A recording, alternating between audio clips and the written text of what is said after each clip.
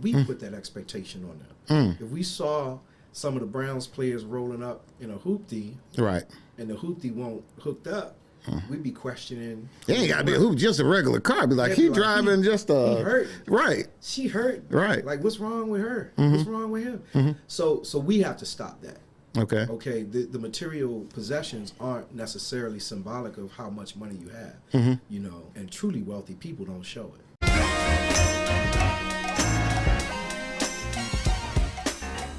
I want to welcome everybody. Let's welcome Mr. Cecil. Welcome to the program. Yeah, thanks, Ken. Thank you for having me on. Strategic moves, I appreciate it. I want to first, before we get started, just got to commend you for elevating conversations, keeping discussions around relevant issues for our community and our people. So look forward to talking about this and more. So. Oh, man, thank you, man. So, Cecil, I want you to tell us a little bit about where you came from, where you grew up at, and all of that kind of stuff. You grew up where, in what city? Where you from? Richmond, Virginia. Richmond, Virginia. Yeah, Richmond, okay. Virginia. Kind of came here, I want to say it was around 97 to Cleveland. So I always tell people I grew up in business here. Okay. But I started out in the telecommunications business, which then led me to a regional headquarters that was right here in Bedford, Ohio. And so from that, I ultimately came into the nonprofit space because it was kind of like a part of my family's DNA, and we can talk about that a little bit more. But I knew I wanted to do more for our community. And as I grew to come to love Cleveland, became a Browns fan, Cavs, you know, just caught the vibe of the city. I also saw the disparities in the city and the need as well. So and that pulled me into kind of going back to school and kind of retooling my learning, my understanding. So you say your family had background in this type of stuff. So what was your mom and dad's background? Yeah, so it goes deeper than that. It goes further back than that. So, you know, when you grow up in a family where, you know, churches ultimately where we kind of invested a lot of our time. And so just growing up in the church and seeing my grandmother as, you know, the superintendent of the Sunday school, and seeing my other grandmothers, the head of Purple Hearts for the neighborhood. Gotcha. And just how they cared for the community around them. But then after I kind of uncovered some of the more intense, let's call it formal nonprofit work, you know, members of my family helped with establishing the Urban League, you know, up in Maryland. And you know, going back even further generations, James F. Lipscomb was one of the first black congressmen elected in the House of Delegates in Virginia. Wow. And so kind of voted on, you know, voting and, education and all of that for African Americans in the nation. And so then that's, you know, I kind of looked at how my family in general, and I'm talking about cousins, uncles, everybody, it's just that kind of love for community, that kind of, it's just a part of who we are. So mainly Virginia? Virginia, the East Coast. East Coast? That's where my family's originally from, but we, you know, we come to find out we do have family here in Ohio, you know, and at the end of the day, we all cousins, right? Right, exactly, exactly. But ultimately, I think apparently there was a track meet in Cleveland about 50 years ago at one of the local, I don't know if it was East Tech or where, but and a family member was running in a race. In his heat, he knew he came in second, last name Lipscomb. But there was another guy in the same race, last name Lipscomb, and he won. His name was Robert Lipscomb. And ultimately, he found out that this was a contingent of our extended family. So they came in first and second? Yes. Excellent. Isn't that something? Man, that's really something. Yeah. Okay. So that's I don't know how much legend it is, but that's the story, and I was able to connect a little bit with that family here too. Oh, well, you know, that's how we're going to keep it. That's how legends are made, right? Yeah. You know. So let me ask you then, that so you got here to Cleveland, you ended up going to school here, or you came here to work? Well, I was actually on a path of work and school. You know, I'm a kinesthetic learner, which means that, you know, you got to work with your hands, you learn as you go. Right. And so as I was in my career path early on in the telecom space, you know, back in the day, I was making a pretty decent salary. And I'm like, well, wait a minute, a lot of people go to school to earn this. Why would I give this up to finish school? And so what I started doing was doing both. And so as time would have it, my career path actually escalated and accelerated faster than my education. The education. That's usually what happens. Yeah. Yeah. But then I hit a glass ceiling, which Okay. usually happens too. Yeah, right? exactly. And I think I'd applied for a general manager's job to run the Indianapolis market. Okay. And so I flew over to Indy, and I'm sitting in the interview, killed the interview. And they came back to me 2 weeks later and said, you didn't get the job. He was last of the 2 final candidates. Wow. But the reason that you didn't get it is because the other person had a degree and you don't. And I'm like, okay, well, we're gonna take that off the table. Exactly. And so I basically finished and got my degree at Ursuline College. Okay. And then continued on because I'm a one-up you. You know what I'm Right, saying? exactly. We're not going to ever bring it up again. And along the way, I'm learning too. You know, there's a value in that whole education process. So I went on and got my master's degree in nonprofit management as well as entrepreneurship, and then finished with a certificate in nonprofit. So yeah, I just, you know, it was just a part of learning as I went, relating what I was learning to what I was doing, and then creating more value for the community. And so, when did you meet your wife? How Miss Erica fall into the picture? Yeah, so that's a long story. But I met her probably at 2 years old. Really? So she came from Virginia with you? Yeah. So okay. Yeah, so she's that's my childhood sweetheart, girl next door, whatever you want to say. Wow. Yeah. So we actually grew up together, dated early, high school. We went our separate ways. Okay. But reconnected. Okay. And so we in essence are meant to be, you know, but we lived, literally, our parents knew my grandparents knew her grandparents. And Wow. all of that, you know. Richmond is a small town, you know, everybody's last name. It's kind of Right. like here, you know. Right. 1 degree of separation, right? But literally my folks and her folks grew up in the same part of the city. Wow. And to this day, our families are still very connected, live in the same neighborhood, that type of thing. But we separated for about 15, 20 years, and then found our way back to each other. Excellent. So it was interesting. I have a daughter. She had 2 daughters. Okay. Now we have 3 daughters. Now you have 3. So, how long you guys been married? This is 6 years. 6 years now. Yeah. Okay. So how it is being a dad of 3 girls? I'm a father of 3 girls. So, how old are they? Man, I say they're 55, 42, and 31. But no, the baby is 16. Okay. The middle daughter is 17, and the oldest is 19. And so yeah, they're stair steppers for real. Oh yeah, you pretty close to me. You say, Yeah. how is it? Yeah. I'm a minority in my own home. I understand. That's what I'm asking. I told you I got 3 girls. So Yeah. right, it's 4 of us. 4 women, and here goes one that's even worse. 2 of them are Geminis. I got 3 Geminis in the house. So it's like 6 women. Yeah, but no, each of them, they all are distinctly different. My girls are beautiful, wonderful. They have their own career trajectories, you know, that they have in mind. You know, whether it's going to be to make as much money as they can, or Right. save the world, or help people. Our oldest, Sydney, is actually working in an ER Really? in Maryland right now. Yeah, so she's in the thick of things. Really? But She's in high school? she's in college. She's in college, okay. Yeah, so she's in college. They're actually going to Montgomery College, and actually goes to work 3 days, maybe 3 or 4 days a week for like 10 hours. Wow. So she's putting it in.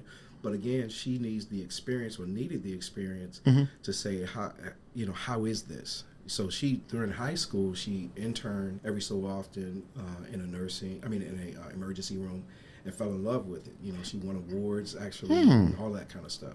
And then Lauren, our middle child, she's graduating this year, so she has 10 applications to the Ivy Leagues and all of that. She's, you know, killing it on the GPA, and so she's at a, you know, pretty decent decision point. And our baby, she's like the capitalist of the family. Okay. Everything she touches turns to gold. Really? Oh yeah, she could find $20 walking down the sidewalk. You know? So she will go online and sell.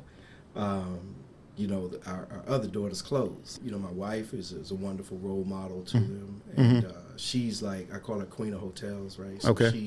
She's with Crescent Hotels, which Okay. is a pretty big management consulting group for the hotel industry. Okay. So she's SVP there, has about maybe 120 hotels that she's responsible for Wow. in the country. Okay. Yeah, so it's a see, she does her thing. And Oh. she's very sharp, was charge of strategy, and all of that. And during the pandemic, as you know, a lot of businesses It was took tight. a hit, Right. and that industry in terms of travel took probably one of the greatest hits. But she was able to navigate through and Did some creative fortunately- stuff with them and try to keep the Yeah. doors open. I Yeah, imagine. beyond keep the doors open, prosper. Yeah. You know, Right. Exactly. And, you know, Exactly. it was you know, touch and go. But you know, if you know what you're doing and you make some sacrifices, you know, it's all human capital, right? So you have to understand the value of people. You don't care what industry or segment of the population. You got to understand the value of people, and I think they were able to keep, you know, certain groups of people in their roles paid and satisfied with what they were contributing to a corporation. So That's interesting. Yeah. And you spent a little time at Cleveland Clinic. Well, yeah. what was you doing over there? Fundraising? That was an interesting thing. That's the giant, you know. That's Right. That's the mothership of Cleveland, right? Now people would think that it shouldn't be hard to raise money for Cleveland Clinic. Well, how difficult was that? Or I won't say difficult. Yeah, how no, challenging was it? You can say that. Okay. You can say difficult. I mean, because fundraising is not easy. It does not make sense for you to give money away for a good feeling, right? Right. You know what? You're right about that. Especially if you're talking about seven figures. Exactly. It's not easy. Exactly. So say, you know, when you say, okay, I want to, you know, you to give me some money, and I'm not going to give you anything in return, but your name on the wall, exactly, or to tell you how good you can help somebody else. It's not easy. No, it's not. And so, as much as you even say you want to do that, yeah, it's just not easy. It's just not easy. No. So now let's circle on into UBS, United Black Fund. How you end up over at United Black? Well, I can tell that's about raising funds, and I know coming from there. But tell me how you end up getting actually in there. Yeah. Ironically, Gabrielle Love, shout out to Gab. She was she was a part of my team at the Cleveland Clinic. She had long gone and she was doing some other things, but she still served as a board member for the United Black Fund at the time. Now, mind you, I didn't know too much about UBF. Okay. I had not. UBF, as you probably know, the culture of it is kind of quiet, right? We're kind of, you know, so we quietly go about doing the good deeds and so forth, especially historically. But Gab said, hey, we're looking for a new executive director. I think you'd be a perfect fit. She was part of the search committee, you know, 5 interviews and psychological tests and essay writing samples. And later, Wow. I become the executive director back, like I said, in 2011. And so it's just been a blessing, man.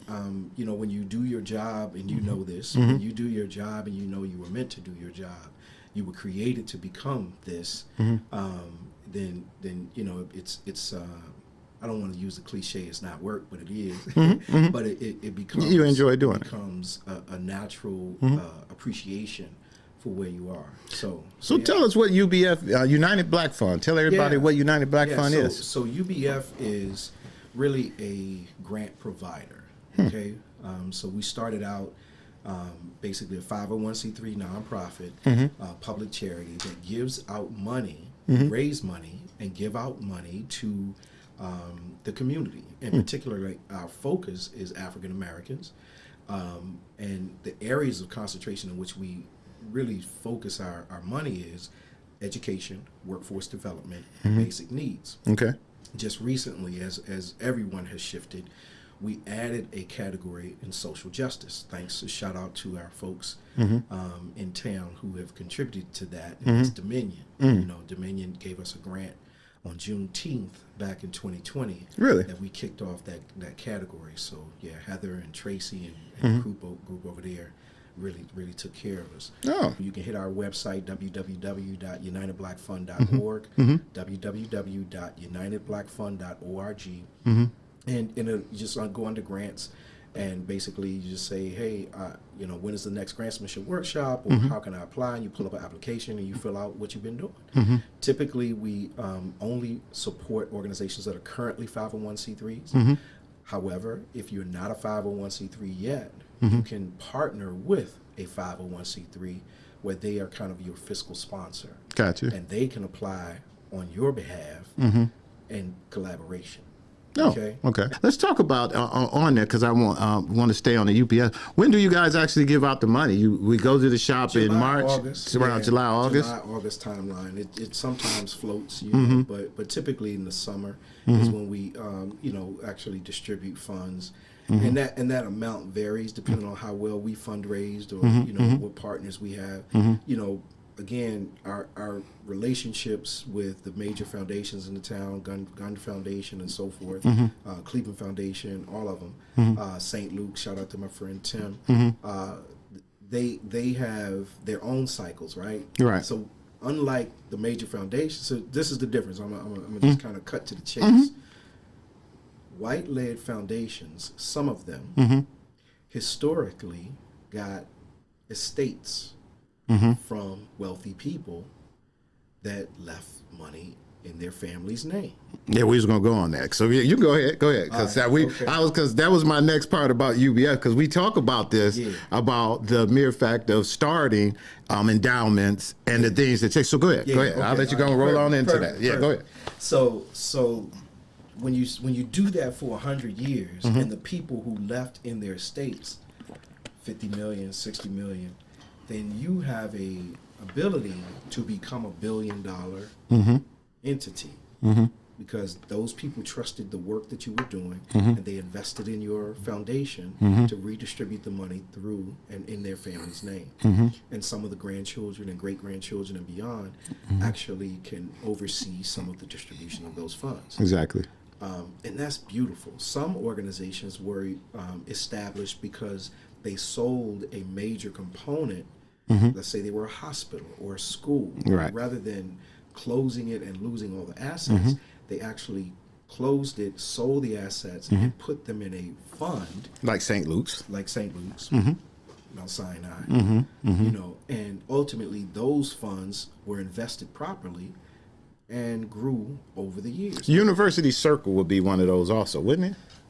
University Circle, I think, is a CDC. But they live off a lot of endowments. They had some endowment funds associated. I don't know too much about my friend Chris Ronayne over there. Yeah. And how the support mechanism. But you best believe, because of the major institution that's in University Circle, meaning University Hospital and my alma mater, Case Western. You can imagine there are some stuff. They got money. Yeah. They're not hurting. Because it was, think about it, there was like a Delbert College. Exactly. There was like 5 colleges. In that one. Exactly. They each had graduates and alumni that graduated. But anyway, all I'm saying is we didn't have that. We don't have that. Well, we didn't have that. So we, one, don't have the degree of wealth and typically. We have some, but not to the degree that the other communities had. And historically, we weren't as old. So we're not 100 years old. We're more like 40, 41 years old. And so our endowment is simply from investments and fundraising. Now, we got to play catch up to say, Ken, when you pass away, would you be willing to throw $10,000 towards the good work in communications for our community, so some young folks can, and then Ken has to say, okay, that's not a bad thing. I'll probably have about a good 100,000 when I get out of here, right? Right. And I'm gonna take care of my wife and kids and all of that, but maybe I could take 10% of this and put it towards a good cause. Now that's different thinking for our community. Because typically we just fighting over mama and daddy's change when they check out of here, and we have to stop. So maybe the message we're giving out today is we're not talking to the youngins, because that's all they're going to do is fight over it. It's mom and daddy who needs to go ahead and make the adjustment in what they're doing and look at it. And we as black folks need to maybe, take some other things more in consideration of how we do it, because we give all the time. It's like you say, it ain't a question that we're saying, oh, you're not giving, but like you say, maybe it's the way we give. It's absolutely. Thank you for saying it that way. We, as a percentage of income, there is no group of people that gives away more money than African Americans. None. Count it hands down. Right. And that ain't even counting the stuff we blow. We ain't talking about the payday. Right. This is legitimate money they say that we give away. We ain't talking about the money you done bought on them sweaters and shoes. Right. That's a whole nother thing. The economic power back. I mean, we know they want, we're just talking about philanthropy, the love of mankind, the formal way to actually make contributions to society. And I'm talking about formality here. Because informally, we got cousin in them, we got everybody that needs some help sometime, and we kick them a little dollar on the side. That's all the time. The formal way to give philanthropy is more structured because hopefully, and I'm going to say it's not the case all the time, but hopefully there's outcomes and a strategy to measure success and sustain success for that individual in their life. So if you give your cousin or your friend's friend $10 because they need a little gas money, that's one thing. And I'm not saying don't do that. Okay, hear me out. Life is rough. You know what I'm saying? So we have to support. But that's one thing. But that doesn't mean that person's not going to be in the same situation 2 days from now, correct, next week, a month from now. What changed to make this person understand how to do it differently? Okay, so we have to understand the value of formal philanthropy in order to make sure that we're solving some of the problems so the gas ain't an issue, right? And so this is why, people should actually think about structuring a formal way in which they distribute money. And that is, you can start by yourself. Let's say talk to the parents, right? You can actually start by saying, I'm going to actually get a will done.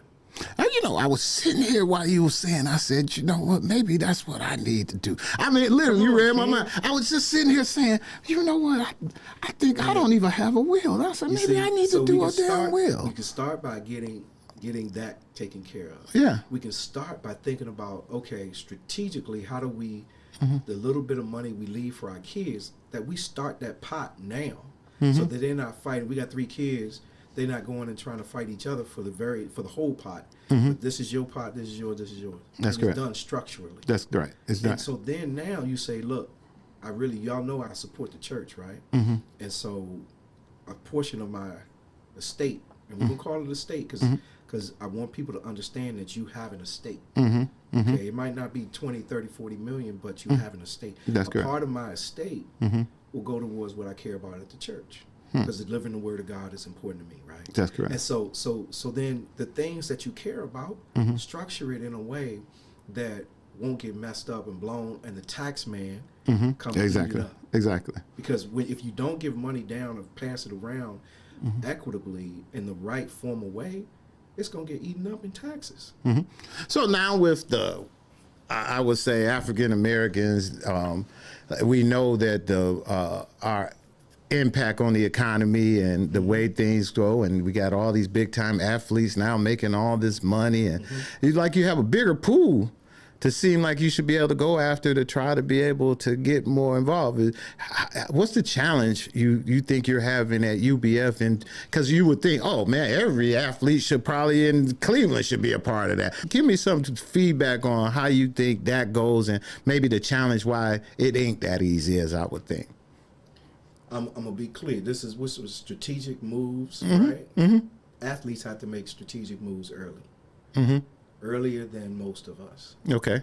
And on them, they may be young when they have to make those moves, so they get handlers, and those handlers say you got to do it this way. Now, I'm not saying all. Right. I'm speaking in general. And they're young too. You said it right. When you're young, you're not even thinking about, like we're talking about when you're gone, leaving. They're young and they partying. It's not even on their mind. They may throw that in a weekend, because they live in that life. Exactly. And it's an expectation that they have to live at a certain standard. We put that expectation on them. If we saw some of the Browns players rolling up in a hoopty, right, and the hoopty won't hooked up, we'd be questioning. It ain't gotta be who, just a regular car. Be like, he driving just a. He hurt. Right. She hurt. Right. Like, what's wrong with her? What's wrong with him? So we have to stop that. Okay. Okay. The material possessions aren't necessarily symbolic of how much money you have. You know, and truly wealthy people don't show it. No, okay, they don't. I'm telling you, I started this conversation by saying I've dealt with some very wealthy families in the country, and their life is about family and enjoying it. And they don't. Some of the folks don't even have a car. Like, wow. Literally don't have a car, but they have a driver that they call the driver service. Driver service say, I want to go over here. Right. Okay. Right. But you might not be able to measure this person. Okay. I'm gonna tell a story after I finish saying what I'm saying about the athletes. But the reality is, if you want to touch base with the athletes, you have to touch base with the people engaged in the athletes, whether it's the agent or organizations around them. And I found that it's fairly difficult. It's just my experience. Or you got to know somebody that knows somebody that knows somebody. Wow. And so I don't spend a lot of time trying that route because of my experiences, not just with UBF, but in other institutions. Right. And there's just, like I said before, there's a culture in the city and how you fundraise, like depending on New York to Florida. There's a culture in a person's career trajectory as to how you fundraise. I imagine. Fundraising with a lawyer is different than fundraising with the engineer, which is different than fundraising with a teacher. Okay, because of the type of personality that typically goes down that road. You better not try to make an engineer cry and get emotional for what you saved their life around. Okay. Nah, you better talk to them about the technology and advancements of science in order for them to. So you know, part of this is we have to understand better. I have to understand better the culture of the professional athlete as such to best align with them to get that contribution. That's part of it. That's a big part of it, and I'll put that responsibility on me and that learning. But there's also a notion that we put a lot of responsibility on them when it's not just the pros that we should be talking to. Interesting. The teachers, the doctors, all of these people got money. You know, so we, you know, some of the most generous people have backgrounds with humble beginnings. Correct. And still led a life of humility and really let's call it not flashy means. Correct. You know, so the story I was going to tell you. Yeah, tell the story. I was in New York. This is back when I was with the Cleveland Clinic and meeting with a Wall Street guy. This guy's on the front page of the Wall Street Journal regularly, right? And I'm looking at this beautiful office overlooking the financial district, and he said, and I look at his shoes and they're busted, right? I'm like, what? I mean, I'm talking about busted like kickball shoes, right? And so that evening we're going to the Harvard Club. We're having he's doing this world fair. I mean, I'm at one of the princesses of Jordan, and I'm like, this dude is still got on these busted shoes. Still got on these busted shoes, and like nothing is. And so, you know, but we are from the. You got to shine them babies. You got to. You know, but the reality is that he said, Cecil. I asked him about it. Really? I got to the point I asked him. You know, because it's all about relationships, man. And he said, Cecil, I learned early on in my career that when people try to measure you up, you have an advantage over them. He said, so when I would get in the elevators and people look at my attire, they actually would start talking around me, having conversations around me, not knowing who I was. And I'd learned things just on the elevator ride. And it put me in an advantage point. So when I know you're measuring me up, it actually gives me an advantage. I was like, okay. Wow. And I'm talking about, this guy's not like small. Big fish, real big fish, and that's one way to look at it. I'm not saying everybody should go around with busted shoes, but no, that's how you look at it. Start measuring based on what we see, and really be able to talk to the person next door and say, would you be willing to, you know, and stop assuming because they don't have something that they don't have something that they can contribute. And he wanted to always fit in. That's it. He didn't want to stick out. He never wanted as much money and everything that he had. He liked his office. He likes the stuff he likes. But when he left out of there and he got out into the world, he just wanted to fit in. And that's basically what his whole thing was. Think about it. You know, yeah, man. And that's really though, to truly, like, when you get to that status, you can walk down the street and nobody know who you are. Nobody know. And like you say, most of the wealthiest people in the world is that way, and they want to be that way. Imagine if Bill Gates had the mentality of some of our folks, or just, you know, some of the people we know who are just real flashy, man, he'll probably be able to never go anywhere. Oh, of course. You know, and Bill Gates walk around all the time, and about time you realize it was him, it's too late. I'm in my car, I'm gone. Yep, that was me. I mean, and that's You know? for me here in Cleveland. You know? I'll see folks that I know. You know, well heeled, right? And they're blending in, and nobody knows who they are, and that's beautiful for them. Yeah. To be able to walk through life and basically be normal. You know, and then they are making contributions to actually help someone. You know, people, I done had situations because I have a shirt and tie on at an occasion, people assume that it's something about me. Don't make that assumption. You know what I'm saying? And so at the end of the day, we have to give each other credit. Correct. Based on the humanity. You know, there's good people and bad people, no matter what they have on or look like, and so forth. You know? So at the end of the day, and that's kind of been my thing, man. I kind of wanted to always, you know, kind of stick to who I am, because it's kind of easy to do. You got to be genuine, and kind of helps, you know. And so I really get that, you know. I really fight every day. You know, I started the show, they say, hey, why you wear a hat? I'm like, I've been wearing a baseball cap for like 20 years. Yeah, this is me. Every since y'all see me, I always had a hat on. Now I switch them up and tried a different hat because I got older. I said, you know what, I'm going to take off the baseball cap and try another hat. And I've been trying those. But at the end of the day, I always just feel better about just putting on my baseball cap and doing what I do. And, you know, and this is the way you like to be. But when you asked earlier about what's one of the things about fundraising and you know, getting with people understand genuineness. Like that's the whole thing. You hit it on the head when you said that. I'm me, and so when I would go into these different circles, I'm not trying to change my voice. Hello, Tom. Hello. I'm not. You know, I'm trying to improve myself at all times. Exactly. Right. I'm not trying to speak with slang because it sounds cool. No. But I'm trying to improve myself at all times, but I'm also not trying to sell out. I'm not trying to become something that I'm not. Correct. And so there's a difference in trying to switch it up, code switch, so that you fit in, you know, or that you're actually trying to become something that you know is a better version of yourself. Right. And so I would encourage everybody to, one, be genuine about it, but then also, you know, allow yourself to grow. You know, and then anybody is going to receive you. Anybody, I don't care who it is, from the toughest, roughest dude to the top of the tower. You know, they're going to receive you because you are who you are. I talked about, you know, this show was about being in jail without no bail, and I'm sure everybody like, what the hell are you talking about, man? What did you mean jail without no bail? That was a song by the Fat Boys.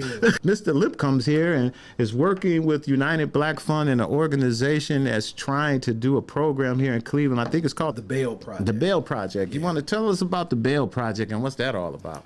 Well, I think, you know, it's a national effort, and I guess there's chapters all around the country where they would identify specific cities and go into those cities to try and remove the need for bail, bail reform, in essence.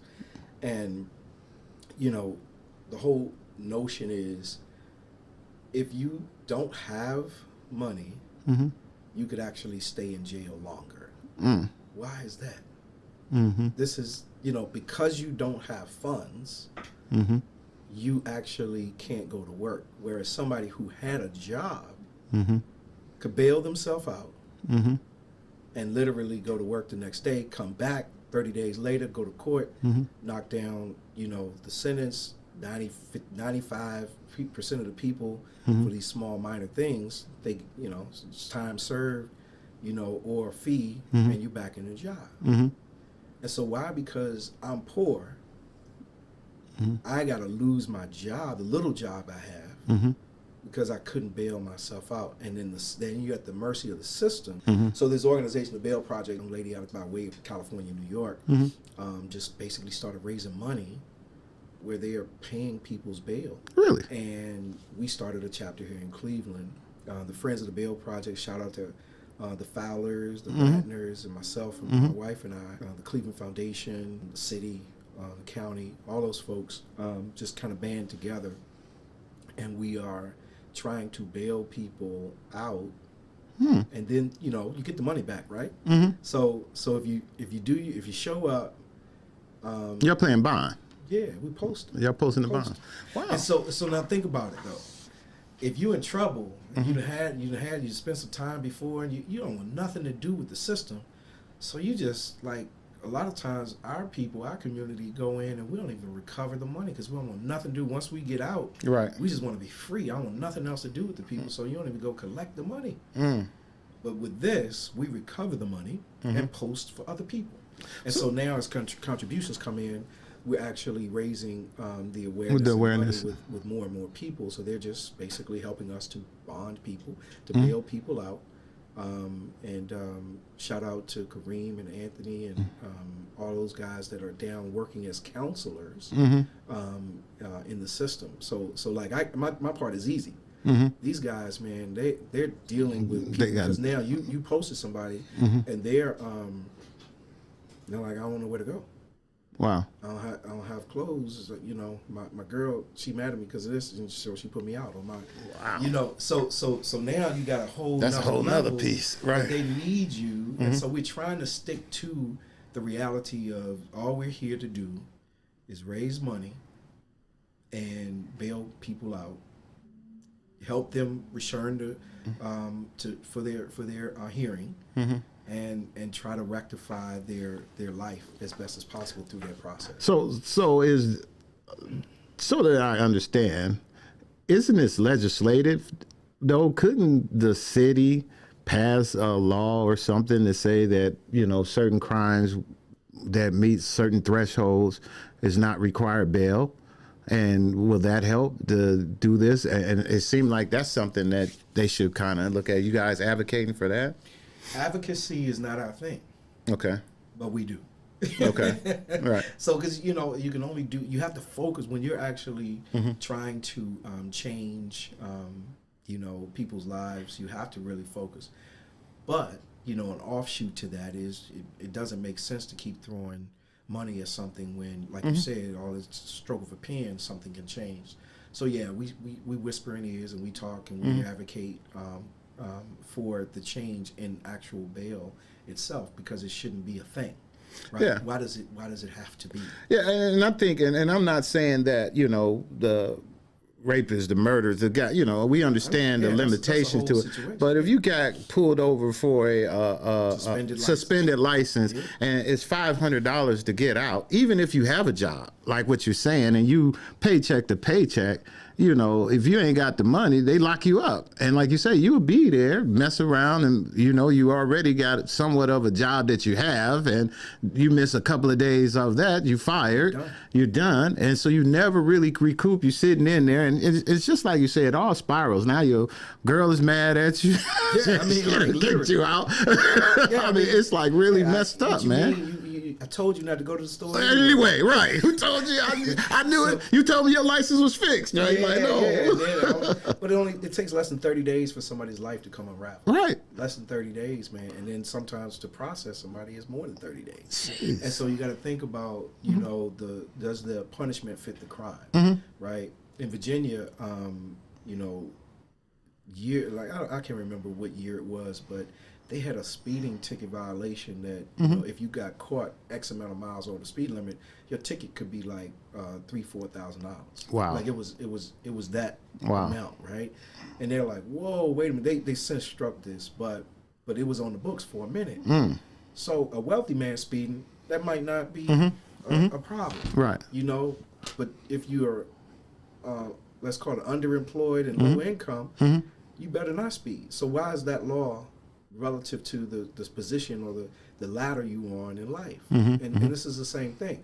If I'm a business owner and for whatever reason or another, I have cut my ability to go down to get my license renewed, or something that's occurred and is late, and I get in trouble, okay, then all of a sudden I'm not going to lose my job because I own my business. Wow. You see what I'm saying? Right. I'll call my wife or I call my family and say, hey, make sure these calls are happening, send these emails. Right. Tell them we're on vacation for a week. And boom. Exactly. All of a sudden, when I get out, I'm back. I've seen it happen in my life more than once, where people from other communities have been able to do a crime, Right. be taken care of, and come back and get a promotion at another company. Wow. Okay? And so when I'm looking at things like that, and we talked about birthright, and just not just because of where you was born and what you were born into, you're not given the opportunity to flourish. Nah, no. Anybody can do and should be able to be successful. So how do you go about that? Is there when you get in trouble, there's a number people call? There's something?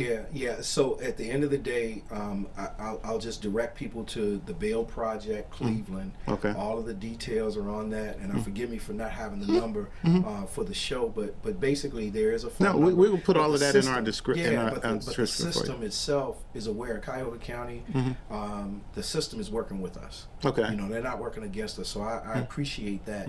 You know, the judges, they work with us. So okay. So if somebody's being sentenced, and you know, as a last ditch effort, they basically say, Your Honor, I heard about the Bail Project. I got you. This is going to put me in a bind. You know, can I speak with a counselor with the Bail Project? Say that. You see what I'm saying? And then we have a certain group of folks that are there present with you in the system, in the courthouse, that will come down and talk with you and that type of thing. But how about if you want to give money to support the project? Yeah, you know? that's going to be welcome. That the same thing. Go to the bailproject.org. Look it up. The Cleveland chapter. You can go through the Cleveland Foundation. They have a method in which you can support us through the Friends of the Bail Project. Okay. It's through the Cleveland Foundation website and UBF. If you look up on UBF's website and you donate money and you designate this is money for the Bail Project, we'll make sure they get it. It's just that simple. So we try to make it easy. You know, my phone number at the UBF office is 566-9263. 216-566-9263. You know, send me an email. My email address is Lipscomb, Lipscomb. So Lipscomb at UnitedBlackFund.org. Shoot me and drop me an email. You know, we are very much interested in, you know, helping particular people. We can't take on every case, you know, and that's just a reality, is that we have a finite, not an infinite, we have a limited amount of money that which we can use to bail people out, but we're trying to grow that process. But mainly where we were focused on here in Cleveland is building the infrastructure of the people to be in position, right? So we want to make sure that there are counselors and this chapter is healthy, because sometimes we have good ideas and they don't have legs. That's correct. And then ultimately, you know, is here today, going tomorrow. And so we wanted to make sure that there was enough infrastructure in this chapter to be here for as long as needed. Now, long term, to your point, if we don't need bail, because bail is no longer a cash-based system, we don't need it, that we've evolved as a legal system, then I'd love to be the one to close the chapter, right? Right. You know, but Exactly. until then, you know, we will continue to support these folks here, you know, doing the work on the ground. If it's something we can do to kind of help move that along, and definitely You need to bring those guys on, man. Yeah. You need to bring the ground on the ground people. You know, I think you know, just hearing the life stories, man, it's real. Yeah. And you know, you don't know until it happens, right? So a few months back, man, I'm like, oh no, a friend of a family was coming up from the south, came to a Cavs game, got hit and run on the way back. I don't know this individual, right? Don't know him because there's a friend of a friend, right? And so they're on the way back, driving south that night after the Cavs game, 12 o'clock, they get to Twinsburg, midnight, somebody hit and run them, a drunk driver. They actually call the police because it was a bad hit and run. needed a tow truck, but they had a weapon in the car. Are you kidding me? It was a licensed weapon, but because it was not secured and in the car. Hey, that's what I was saying. When you was going, I was about to say, are you kidding me? Really? Think about it. And so they called the friend of the family, called the family member that knows me and said, hey, we have some people, and this person was in Chicago. Wow. Hey, my friends are in town. They came in town for a Cavs game. Literally, that's how quick, it affects us, right? So I got on the phone with Kareem. Kareem put me down with some folks, and Jerry Prim, shout out to Jerry. And, we ultimately, Ian Friedman, hooked us up. Wow. That's deep. That's just how life is, right? Right. But okay, so now I don't know these folks. Are they legitimate? What is the deal? What is their backgrounds? I had to ask those questions, right? And in reality, their life shouldn't be ruined because of that situation. They should be able to learn a lesson from what happened. But we know how we think sometimes, right? We go into a city we never been to before. We're gonna get on the road late at night. We just had this thing. And, wow. But at the end of the day, that was not a good decision that they made. And how do you, so everybody's gonna try to decipher that thing and what their response was. But they did the right thing in terms of calling, because they needed a tow truck. They had to report the accident.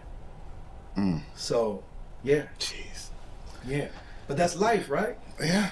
I'm going to give you this question I ask most of my guests, and you think about it. The last question for me is, man, I want you to tell me something that you just don't understand. And that's something right there that I don't understand. This police thing is just really, and I'm not anti-police at all. Yeah, some of it is just unexplainable to me, and that's all.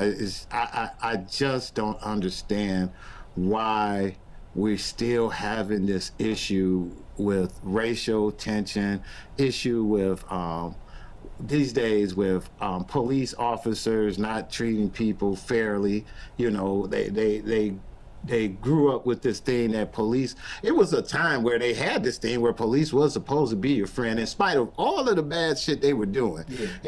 People knew they were doing it, they saw it, and it was sort of, but you still wanted to be a police officer, you still wanted to do the stuff. So now they started making it more so that you can actually see it. And now it became more in your face where you saw it. Now everybody's sort of anti-cops, but it seemed like instead of the cops saying, you know what, we need to make a conscientious effort to do better and act better, it seemed like they getting worse. They seem like they say, you know what, we gonna just take it all the way. Well, we opened up some can of worms with that, and we can talk more about it. But I think you're right in terms of it's a complicated relationship. We need the police. Right. We value the police. Right. You want to call them when you're in trouble. That's absolutely. The first, just like those guys did. They needed some help. They called them because they needed the help. But they didn't expect them to come and take my bad circumstances and make it worse for me. You're supposed to come, even if you saw that, you'd have been like, you know what, know that's wrong, guys. Empty the clips, make sure you're straight, and let them go. But instead, you took them through that, and that's the part of it that I'd be like, that is just the part that I just don't understand. I just don't understand. We have to know our laws. We have to know the laws vary between cities. We got to know all of that stuff. Right. In terms of the police, I think there needs to be some legitimate conversations. Some of the stuff that people are having conversations around are justifying why they feel the way they feel, right? Justifying you don't see it from my perspective, right? And that's not a legitimate communications, right? I grew up in a situation. My cousin was a cop, but it was hot in Richmond, Virginia, where I grew up, right. and he used to joke and roll up on me with the lights on occasion. The first time he did it, I almost, right. lost my cool. Man, I'm like, dude, he was laughing hard. But we had situations at the same time where cops would hem us up, you know, just for driving a nice car, just for this, all of that. So I'm saying, I understand where people are, because I've lived that, driving while black, don't let my suit jacket, right, exactly, mistake what my experiences have been, but what I don't understand, let me say, I don't understand why our community allows for our power to be minimalized. Okay. I don't understand why we legitimately don't take ownership of our own power, be competitive, and create our own destiny more. We don't create our own future on occasion because it's like we have been held back in our minds and physically and mentally for so long that now it's almost like we're holding ourselves back. And I know that's going to create a little bit of turmoil. Legitimately, there's circumstances in this world that are holding us back, and there's people and groups of people that are holding us back, but not all. Not all that we have is being held back. I can get up in the morning and I can breathe, right? Right. That's nothing's holding me back from doing that. There's certain things that we have to calculate that we are responsible for, that we can do, and nothing is holding us back from that. And the power that, just like we are sitting here breathing and talking, we have more that we can, I believe, acquire and then collectively impose on those who oppose us to actually do what we want to do. So instead of asking, requiring, okay, instead of hand out, you know, let's create. And so as much as we want to have a model of, you know, we are owed this, which legitimately we are. Okay. I'm not saying that we shouldn't have reparations. We should. You know, we should have reparations. I'll say that 2 more times. We should have reparations, and we should have reparations. But until then, okay, we have to actually create the wealth for our community. That's correct. Okay, we can't sit back, and maybe there's a contingent of our community that will work diligently on that conversation and creating reparations for our community. But on the same parallel track, there's wealth generation that we can do. There's a contingent in our community that can create wealth, and legitimately we can actually create health in our community and another parallel track. We don't, nobody's force feeding us. Mentally, we're eating the wrong things. Spiritually, we're thinking and living the wrong way. Morally, we're in a situation where we're degrading our own culture. We're That's degrading correct. our own culture, That's correct. Yeah. our own actions. And we know it's because of the response of, man, it's hard to even get up and wake and walk because of what we've been through and what we currently go through. I get it, you know, but what I don't understand is why we let that defeat us. If something defeated me before, I'm fighting. Right. I'm crawling on my belly, Exactly. trying to bite at your ankles until I ain't got no more. Right. Right. Exactly. That's my mentality. That's yours. Yeah, right. So we as a community have to know what power we have that remains within our control. Focus all of our efforts on those things, and from that create the ambassadorships. I'm not saying, and again, we don't need to do that out of anger. Anger is not, you know, if I'm in control of who I am, if I'm powerful, right? Why am I mad at you? Right. Right? Right. You can't change who I am. I'm powerful. I can walk with you with my hands behind my back because I'm not fearful of you.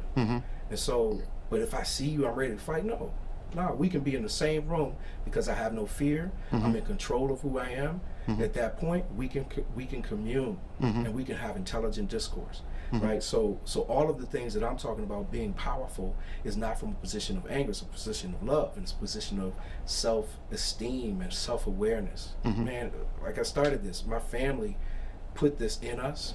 Okay, I've sat at the feet when I was young. Man, my mom worked for the Christian Children's Fund, and so people would come over from Africa, man. Their whole family's decimated in civil war and from the Ivory Coast. Wow. But I'm listening to Mama. Right, she's sitting there telling me about stories from when she made it, from when she was a child. Now she's 80 years old. She's sitting in my house, from a continent that I know I have an affiliation with, and I can listen and see the power in her walk and in her talk. You know, and so those are the things that we have to understand, that like we're stronger than anyone, and so we have to know that struggle produced beauty and power.